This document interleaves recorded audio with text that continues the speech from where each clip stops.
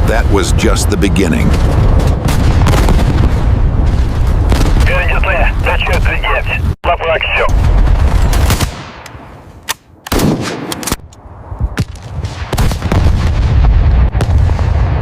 On September 15th, 2025, as the world grappled with fragile peace negotiations and diplomatic posturing, the Black Sea transformed into a blazing inferno. This was no minor naval skirmish, no routine patrol flexing maritime muscle. It was the most audacious naval operation Russia had unleashed since the Ukraine conflict ignited.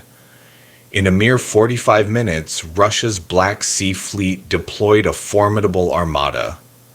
12 warships, spearheaded by the newly upgraded Admiral Kuznetsov aircraft carrier, flanked by 36 Su-57 Felon stealth fighters and 18 cutting-edge escort vessels, charging from Sevastopol toward the strategic Kerch Strait.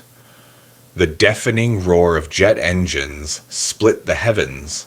Massive waves churned beneath steel hulls, and fiery trails of missile launches illuminated the pre-dawn darkness. The questions burn as fiercely as the battle itself. Why did Russia choose this precarious moment to launch such a high-stakes naval gambit? And, more crucially, why did a campaign that seemed invincible collapse into one of the most catastrophic failures in modern naval warfare?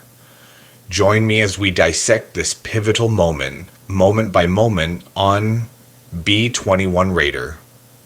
According to real-time data from commercial satellites and NATO's sophisticated surveillance network, the assault erupted at 3:22 a.m. local time under the cover of a moonless night. Radar screens lit up with a chilling sight. A colossal formation led by the Kuznetsov, Russia's flagship carrier, escorted by 2 missile cruisers, the Moskva Tsekhin, a modernized behemoth, and the Ustinov, alongside 4 Sovremeny-class destroyers and 6 Staragushchi-class frigates, each bristling with advanced weaponry. The opening salvo was a thunderous barrage of over 60 caliber cruise missiles, launched from the fleet's missile decks, screaming toward Ukrainian naval bases in Odessa and Mykolaiv. Each caliber, packing a 1,000-pound warhead, was designed to obliterate entire facilities with a single strike, turning concrete bunkers into rubble and igniting fuel depots in seconds. Within the first 20 minutes, over 120 distinct explosions rocked Ukraine's coastline, devastating small ports, radar stations, and strategic ammunition stockpiles. From beneath the waves, Geran-2 suicide drones, launched from Kilo-class submarines lurking in the depths, swarmed like relentless predators, targeting air defense radars and coastal artillery batteries with surgical precision. Ukraine's already battered air force was forced to retreat from Odessa's airspace, leaving coastal defenses exposed and breached across multiple fronts. The Black Sea, once a contested but quiet expanse, had become a theater of unrelenting destruction. Western intelligence sources, drawing from intercepted communications and satellite imagery, revealed that this operation, codenamed Black Sea Thunder, was a meticulously planned campaign Russia had been preparing for months. Its objectives were twofold: to seize absolute control of the Kerch Strait, choking off Ukraine's maritime lifeline, and to deliver a defiant message to NATO that Russia's Black Sea Fleet remained an unassailable force in the region. The assault spearhead comprised Su-57 Felon stealth fighters, Russia's most advanced jets armed with Kh-35U anti-ship missiles and Kab-500 guided bombs, capable of striking targets with pinpoint accuracy even in darkness.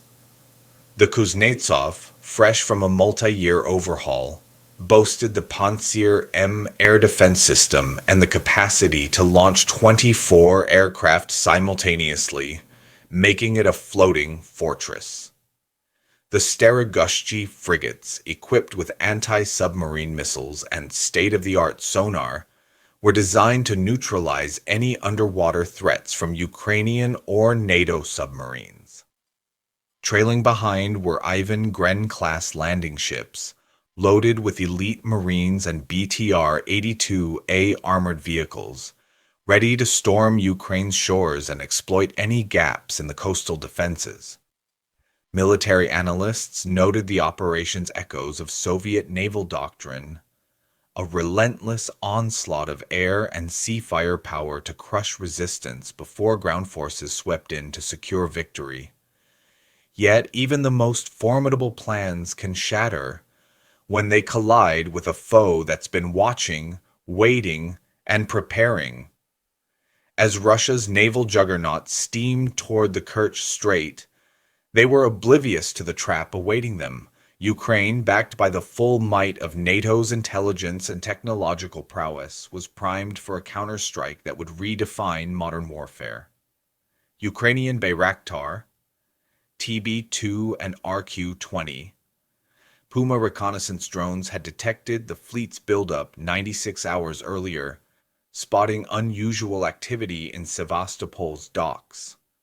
Supply lines and fuel convoys were tracked relentlessly by U.S. military satellites and NATO's underwater acoustic sensor network, deployed across the Black Sea's depths. Real-time battlefield data flowed seamlessly through the Link 16 network, a secure communication system linking command centers in Poland, Romania, and beyond. From the moment Russia's ships left port, an invisible war of data, sensors, and strategy had begun, setting the stage for a devastating response. The initial minutes of the assault were a nightmare for Ukraine. Reports confirmed over 40 soldiers perished when a Kaliber missile obliterated a naval base in Odessa, reducing it to a smoldering crater. Another 120 were injured as coastal bunkers, built to withstand heavy bombardment, collapsed under the relentless barrage. Rescue vessels, desperate to reach the wounded, were pinned down by the threat of Geran-2 drones and anti-ship missiles, their operators forced to navigate a gauntlet of fire and steel. Panic rippled along the coastline from Odessa's shattered piers to Mykolaiev's burning warehouses.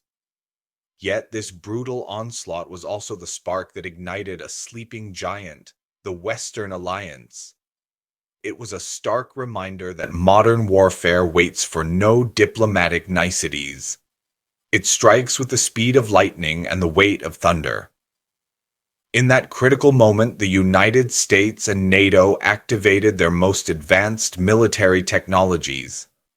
Starshield satellites orbiting high above, AN/SPY-6. Naval radars scanning from shore, Switchblade 600 suicide drones, and Harpoon anti-ship missiles supplied by the US and UK. In the crucible of modern warfare, one weapon reigns supreme above all others: real-time battlefield intelligence. At 8:15 a.m., as the first rays of dawn pierced the Black Sea's fog, a stream of encrypted signals from U.S. Starshield satellites began feeding critical data to NATO bases in Romania. Within 5 minutes, electronic reconnaissance systems had pinpointed 3 command stations aboard the Moskva, 4 missile launch platforms on the Sovremeny destroyers, and 2 Kilo submarines skulking beneath the waves. Orders were relayed with lightning speed to Harpoon anti-ship missile batteries, positioned just 15 miles from the front, hidden along Ukraine's rugged coast. The sky erupted in a blaze of fire and steel. A salvo of Harpoon Block 2 missiles screamed across the sea at subsonic speeds, each carrying a 500-pound warhead guided by active radar and GPS precision. These were not weapons reliant on human hands. They followed data, cold and unerring. When the first missile struck, a Sovremeni destroyer was ripped apart, its hull torn open like paper, flames roaring from its ammunition stores in a cataclysmic secondary explosion that burned for 10 minutes. Smoke billowed hundreds of feet into the air, a grim beacon visible as far as Crimea's shores. But this was merely the opening act. East of the Kerch Strait, Switchblade 600 suicide drones, launched from Ukrainian patrol boats concealed in coastal bays, entered the fray. Unlike Russia's Juran-2 drones, which followed rigid, pre-programmed paths, Switchblades could adjust their targets in real time, guided by operators miles away. They zeroed in on the Starogushchi frigates, diving at 180 kilometers per hour, slipping past the Panzer M air defenses and slamming into radar towers with devastating precision. Drone cameras captured the moment. A frigate shuddered violently, flames engulfing its bridge before it began to list and sink into the dark, churning waves. Each explosion was a testament to the power of technology. A 1,000-ton warship reduced to a burning husk in mere seconds. On shore, HIMARS rocket systems, repositioned to coastal cliffs, unleashed GMLRS GPS-guided rockets targeting Russian supply ships ferrying fuel and munitions. A chain reaction of explosions tore through a convoy of fuel tankers, creating a domino effect that lit up the horizon, with smoke so thick it shrouded the sea in an eerie, apocalyptic haze. By 9:30 a.m., just 90 minutes into Russia's grand offensive, their fleet's momentum began to crumble. Maritime reconnaissance, bolstered by NATO's real-time satellite feeds, confirmed 2 Starogushchi frigates and 1 Sovremeni destroyer were out of action, their decks ablaze or sinking beneath the waves. The Kuznetsov, despite its formidable air defenses, was under relentless pressure from coordinated strikes. An Su-57 Felon, Russia's prized stealth fighter, was caught mid-takeoff from the carrier's deck, only to be obliterated by a Norwegian-supplied NASAMS missile 20 seconds after leaving the runway, its wreckage plunging into the sea.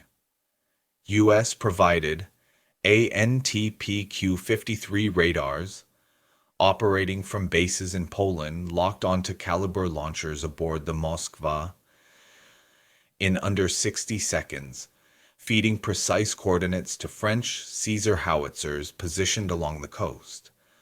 A barrage of 155mm shells rained down, crippling the cruiser's command and control systems, rendering it a floating relic unable to coordinate the fleet. This was no longer a traditional naval battle. It was a masterclass in preemptive, data-driven warfare where every move was calculated, every strike surgical. The question looms large. Could Russia's Black Sea Fleet, long heralded as a symbol of naval supremacy, withstand the onslaught of a sophisticated joint warfare network? Let's be clear. Ukraine's lightning-fast response would have been impossible without the United States and NATO. This wasn't just about missiles or radars. It was an entire ecosystem of electronic warfare, orchestrated from command centers in Romania, Poland, and high above, in the orbits of Starshield satellites. This is the strategic legacy of the Trump administration, which in 2024 boosted Pentagon budgets by $40 billion to prioritize satellite networks, autonomous weapons, and real-time battlefield connectivity. This investment transformed Ukraine from a lone defender into a vital cog in a global alliance, where information, rapid response, and precision firepower formed an impenetrable shield against aggression. Let's pause for a moment and reflect.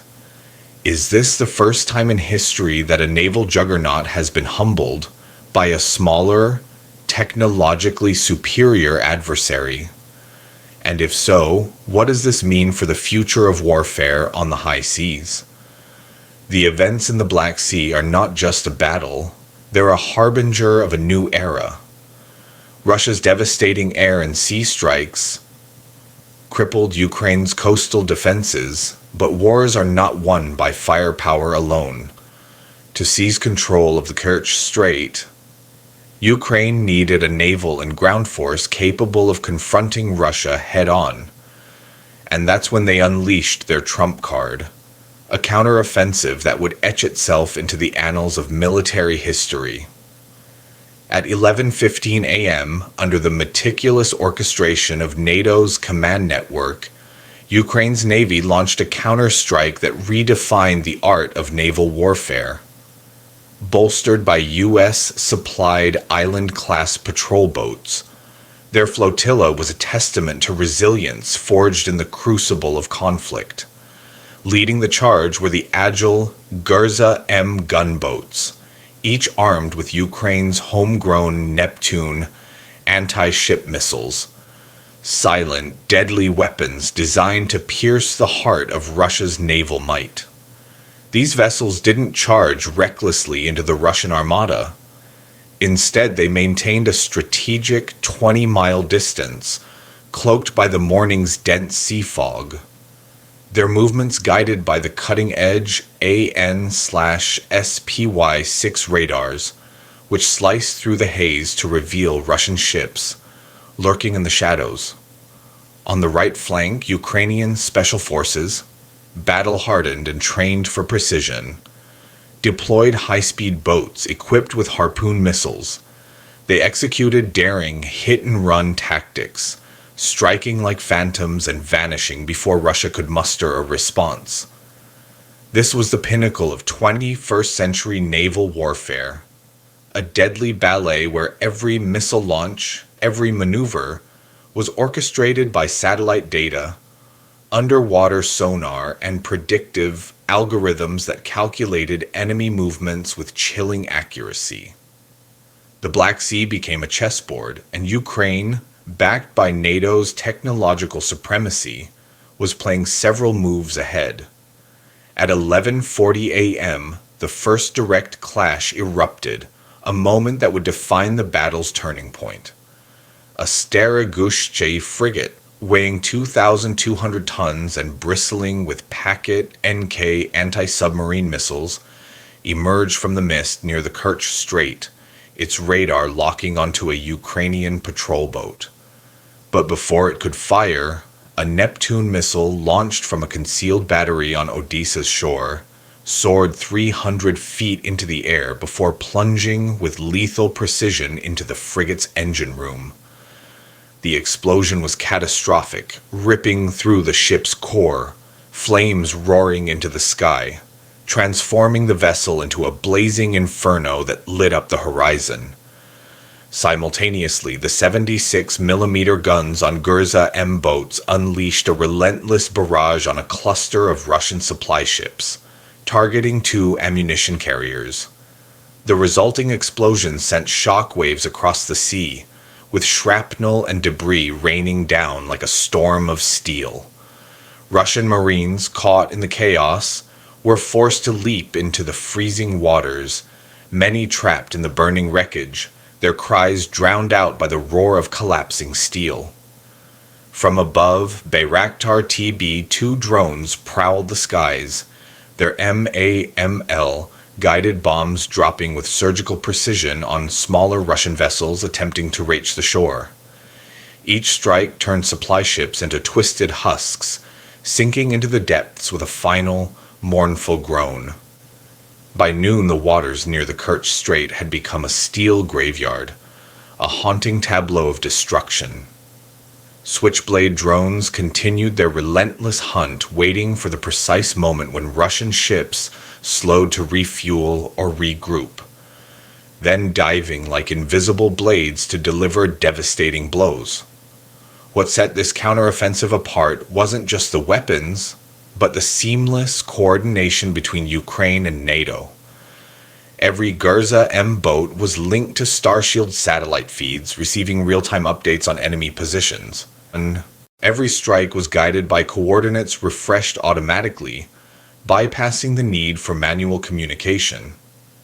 Every shot was the product of a data chain processed in under 8 seconds, a marvel of modern warfare.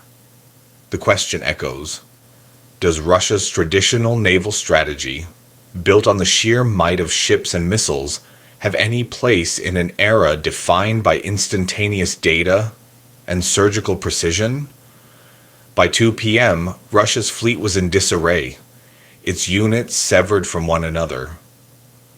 The Kuznetsov, Russia's proud flagship, was isolated, its communications crippled by a US EA-18G Growler aircraft that appeared over the Black Sea from a Romanian airbase. The Growler carried no missiles but wielded a far more devastating weapon, multi-frequency electronic jamming that disabled radar, satellite links, and fire control channels. Russian commanders aboard the Moskva II were cut off from their rear, unable to issue orders or receive updates. Russian Orlan-10 drones, disoriented by the jamming, veered off course and plunged harmlessly into the sea. Warships fired blindly, their missiles streaking into empty waters or exploding harmlessly in the distance. As Russia's fleet was silenced, Ukraine turned up the volume. From command centers in Odessa, NASAM's ground-based radars synced with US satellites and advanced monitoring stations in Turkey and Slovakia. When a squadron of Russian Ka-52 Alligator attack helicopters attempted a low-altitude strike, skimming the waves to outmaneuver defenses, they were detected within seconds. 2 AIM-120 AMRAAM missiles, launched from NASAM's batteries, spiraled through the sky, locking onto the helicopter's rotors. In an instant, the aircraft erupted into fireballs, spinning wildly before crashing into the burning sea, their wreckage swallowed by the waves. By 4:30 p.m., over 60% of Russia's naval force was incapacitated, not from fuel shortages or mechanical failures, but because their crews were paralyzed by chaos and isolation. Inside swelteringly hot ship compartments, sailors huddled, unsure of their position, unable to contact command, and unaware of how close Ukrainian forces were.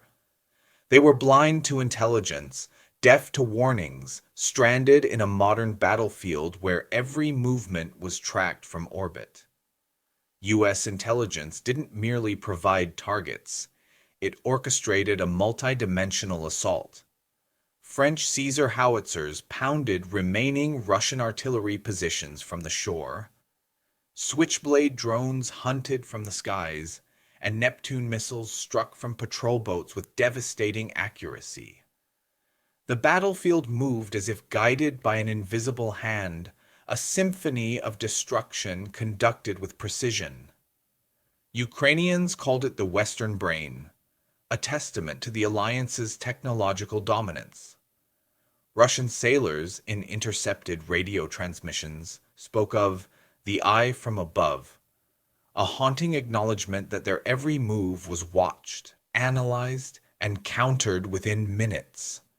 This intricate network didn't emerge by chance. It was the culmination of decades of investment in defense technology, accelerated by the Trump administration's strategic vision. In 2024, a $45 billion boost to the Pentagon's budget fueled the development of the Starshield satellite constellation and the Link 16 network, creating an electronic warfare ecosystem where sensors, communications, and firepower operated in perfect harmony.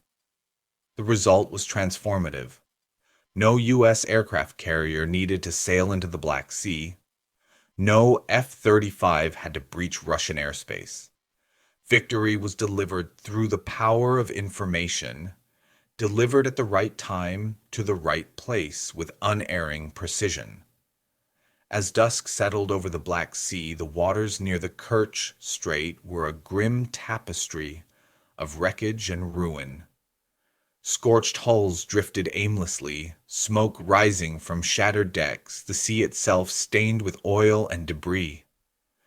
Ukrainian sailors, their uniforms caked in salt and oil, navigated through the floating remains, their faces grim, not with triumph, but with the quiet resolve of those who know the cost of survival. They understood that this victory was not theirs alone, but the product of an invisible alliance stretching across the Atlantic. Once again, the world was forced to confront a profound question. Is there still room for massive naval fleets in the age of modern warfare, where data and precision reign supreme? Every nation must now grapple with the reality that victory belongs to those who control information, satellites, and global connectivity. By dawn on September 16th, the Black Sea lay eerily calm, its surface a mirror reflecting the scars of battle. The once thunderous roar of Russian warship engines had faded, not because they had triumphed, but because their advance had been shattered. Ukrainian recovery units navigating through the debris-strewn waters reported losses that stunned the global community.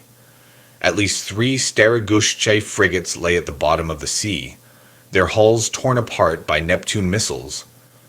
2 Sovremeny destroyers, once symbols of Russian naval power, were reduced to smoldering wrecks, their decks littered with twisted metal and ash. The Moskva-Tua cruiser, a flagship of the Black Sea Fleet, was crippled, its radar towers shattered, its command center silenced. The Admiral Kuznetsov, Russia's pride and joy, limped back toward Sevastopol, its flight decks scorched black, its aircraft grounded, a shadow of its former glory. Open-source satellite imagery, shared across Western media, revealed the extent of the devastation. A flotilla that had set out to dominate the Black Sea now lay scattered, a testament to the supremacy of precision over brute force. The human toll was equally staggering. Ukrainian medical units reported over 400 Russian sailors killed or injured in just 48 hours of combat. Many bodies were found adrift, trapped in flooded compartments, or clinging to wreckage in the freezing waters. Drone footage relayed to Ukraine's command in Odessa captured a haunting scene. A Russian flotilla cornered in shallow waters, ships colliding in a desperate bid to escape, some sinking into the depths after striking underwater mines laid by Ukrainian forces. One Ivan Gren landing ship attempting a retreat ran aground on a sandbar, its hull breached by a Harpoon missile, its crew abandoning ship under a hail of drone strikes.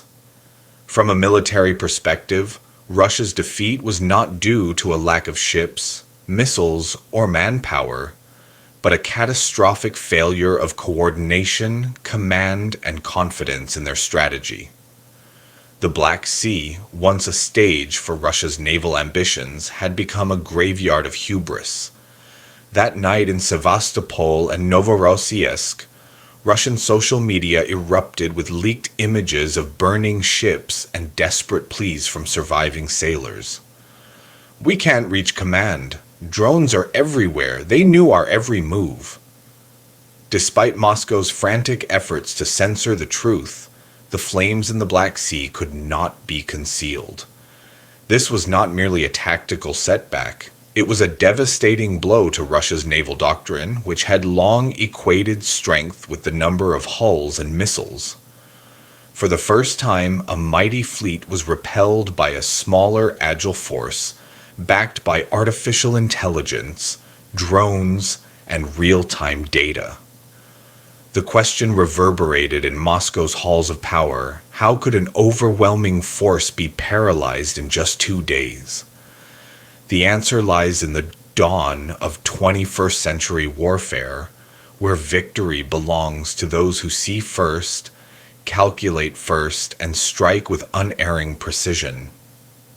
Donald Trump, in a speech that resonates even now, once declared, Strength isn't in the number of ships, but in knowing where your enemy is before they know themselves. The Starshield satellite network, expanded under his administration, became the all-seeing eye that mapped Russia's fleet in real time. Every ship, every missile launcher, every radar station was exposed, unable to hide from the unblinking gaze of orbital surveillance. Drones were not just weapons, they were the extended senses of a command system that operated with machine-like efficiency. Neptune missiles didn't fire blindly. They struck where Russia felt safest, guided by coordinates refreshed in seconds. A campaign that cost Russia hundreds of millions in ships, munitions, and pride was buried beneath the waves, not for lack of firepower, but because no one knew where to aim in the face of overwhelming technological superiority. As the sun rose over the Black Sea on September 16th, the region once a roaring battlefield was now a silent expanse of wreckage and loss. Ukrainian sailors, their faces weathered by salt, oil, and the weight of survival, gazed out at the debris-strewn horizon.